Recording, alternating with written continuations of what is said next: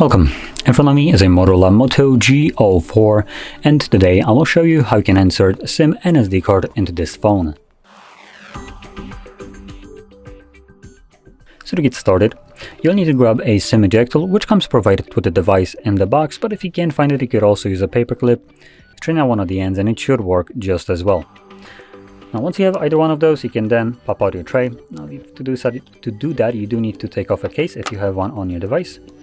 And the tray is located on the upper left side of the phone, right here where the pin is holding right now. I'm gonna push it in, and you can see that the tray pops out, enough for you to be able to pull it out.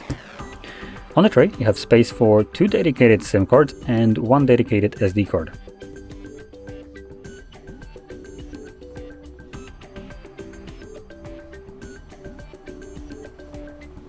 Looks like it's not fitting there correctly.